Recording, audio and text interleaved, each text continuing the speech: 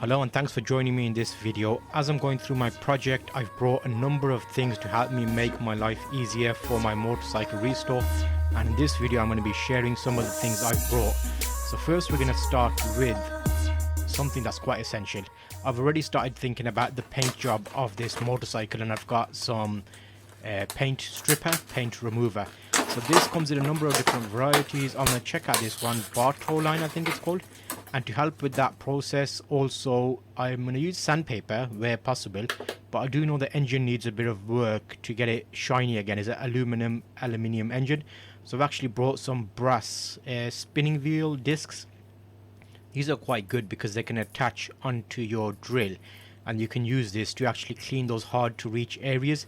And these ones have a number of different sizes, so you can get the big spots and the small spots easily. And as I've done this work, these did come in handy, because around the fuel tank there were little bits around the tap and also the lid of the fuel tap, hard to reach spaces, and I actually ended up using wire wool to get it out. And when I say wire wool, I mean these spinning discs. So they work very well, and the good thing here is I have got links to all of these in the description, so if you do work on a project yourself, pick these up. And they are affiliate links, so they get a bit of a kickback for trusted creators. So thank you for helping me make this project easier by sharing what I'm doing and what I'm finding useful. All of these are real life opinions, and you actually get my feedback with these. So with the discs, you can use them for spinning and cleaning, which work very nicely. You will need some additional little things to help you along the way, and I have brought something here which will help me quite a lot. I know some of these nuts are very old. I've bought both options. So what I've got here is nut removers. So if you strip a head of a nut, these actually are double-sided. One side drills in, and you can actually drill into the nut head. I say nut, I mean screw. And you can flip it around and it helps you take the nut out. So always remember to go the opposite direction, as in lefty loosey righty tighty thing. Is that right? Did I even say that right? Yep, so I'm doing a project with the motorcycle which I'm restoring, which is why I'm showing you all these items. So make sure you check the description for that project, and everything I'm showing you here you'll see in real life use. And I have also got actual nuts and bolts for replacing on this motorcycle, because it is from 1979. So I ordered specific bolts for this motorcycle. You can go down the easy route where you can take each one to the local DIY store and find each bolt, but I ain't got time for that, so I just got a set of them for this motorcycle. So you want a jizz set of screwdrivers, Japanese industry standard.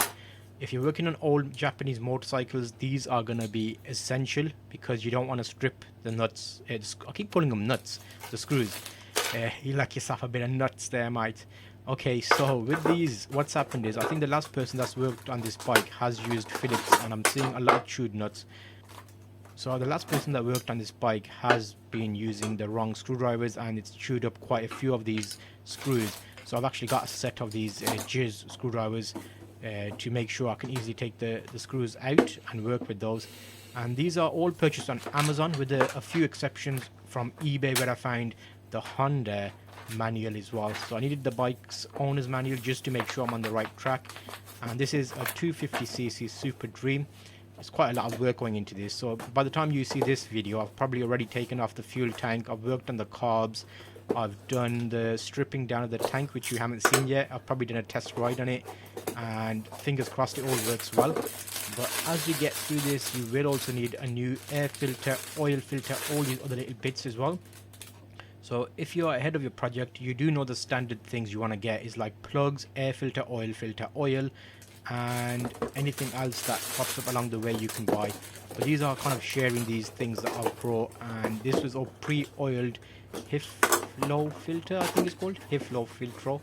But yeah, it's one of the better ones. Than you get some standard non-branded ones which are very cheap, so I thought I'll go for at least half decent.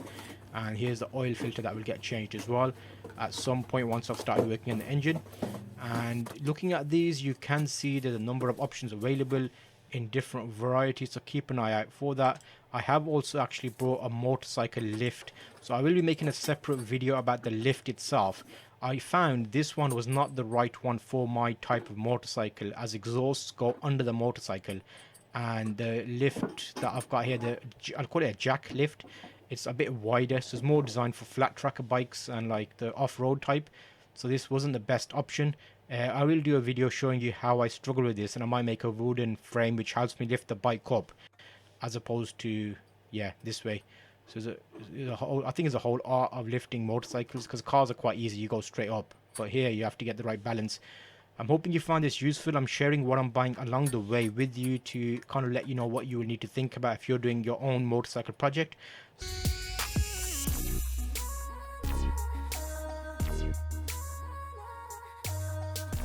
So that was that section. Hopefully you found that useful. I'll see you on the next video here, which will actually take you on the next section of this project.